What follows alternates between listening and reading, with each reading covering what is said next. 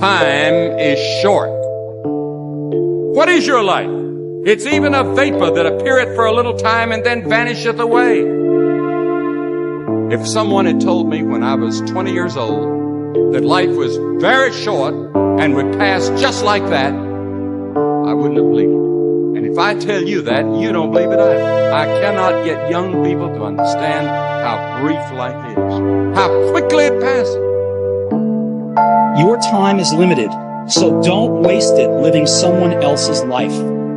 Don't be trapped by dogma, which is living with the results of other people's thinking. You see, we are created in a magnificent vibration, in an absolutely magnificent vibration. You're sitting there watching this and you're thinking, like, I want to change something. I always say, keep reminding yourself that you have tremendous reservoirs of potential within you, and therefore you are quite capable of doing anything you set your mind to. You really can.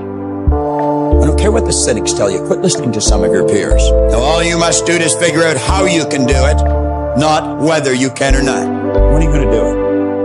When are you going to do it? You've got to create a sense of urgency. I'm going to do it right now. The more weird you are is a reflection of how committed you are to focusing on your molding and shaping and developing your ideas and your craft so that when it's time for you to make your rounds, you're gonna fly. No alarm clock needed. My passion wakes me up. My drive wakes me up. My determination, with my ability to be, do, and have whatever I want, it wakes me up. What wakes you up? What drives you? Why are you playing this game? You gotta begin with the end in mind. So whatever your dream or your goal is, you gotta wake up every day to it. Still got work to do. Stay on that basketball court. Stay on that football field. All the homies texting and calling and trying to make you feel bad about being so focused. It's grind season, homie. It's not about today. It's about the future. You do the work now. Do the work now. Well, I recommend you ask yourself the question, what are you doing right now? Are you not doing anything? Are you doing something stupid? Or are you making progress? What are you doing right now? I'll tell you what you should be doing. It's Monday! You should be getting after it. Have a good one, y'all. Go get some. Out. How amazing it is to be able to rise up in the morning and have that sun shine on your face rather than on your grave. What makes life so unique and so beautiful? It is beautiful because whatever you have that you may be facing, what you may be dealing with, life is still good. Life has so many moving parts, but life is always good. Every day is a new day and another opportunity that others may not have. This life that you have been given, this life that you are temporarily holding on to, this life that has been just given to you for only temporary reasons,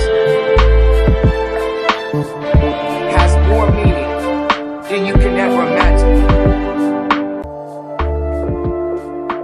Enlightened self-interest.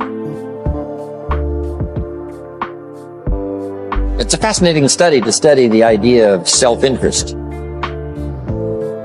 But just make this note, all of us, have self-interest. The key is for it to be enlightened, so that everybody wins and no one loses. Our first interest is to survive. What does it take to survive? Our second interest is to succeed. What does it take to succeed? What does it take for me personally to survive and to succeed? Can I legitimately be interested enough in the things that help me both succeed and survive? And here's what I discovered. The answer is yes. It's possible to exercise self-interest but to do it in such a way that no one loses, everyone benefits. Key phrase: life was not designed to give us what we need. Life was designed to give us what we deserve. We do not reap a harvest in the fall because we need it. We reap a harvest in the fall because we deserve it. Not necessarily from a moral standpoint. Of course, there are some moral laws as well, spiritual and moral laws. But just the basic laws that simply say if you wish to reap, you must plant. So jot this down. Reaping is reserved for the planters. And the reason they reap is because they deserve it. They're the planters. They deserve to reap. Interesting Bible phrase that says, if you keep knocking, you'll find open doors. Good phrase to jot down. If you keep knocking, you'll find open doors. Doors of opportunity. Doors of a chance to meet someone. Doors open for association. Doors open to find someone special. Doors open to find a unique business colleague. If you keep knocking, the phrase says, doors of opportunity are open to those who continually knock.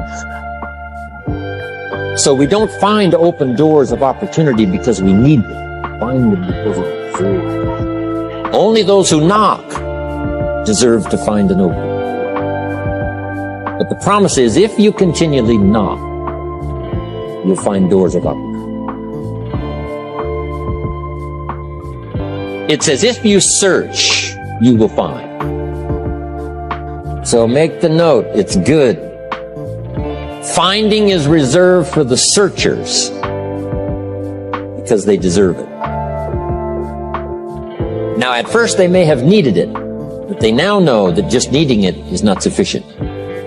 But if they need it, now they must qualify for it. The reason why you're going to be blessed with good ideas this weekend is because you've come searching. You've gotten on an airplane to come searching. You've got in your automobile to come searching. You got here searching. Now you're ready to receive. And for those who search, they will find answers. They will find plans, imagination to stir yourself into action for future benefit.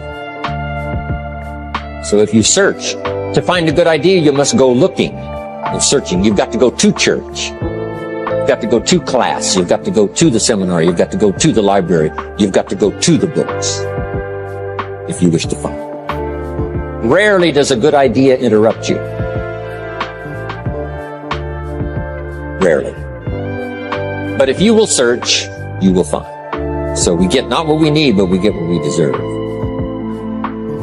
It says if you ask, someone has an answer. If you keep asking, the answers belong to you. Because by virtue of asking, you have qualified.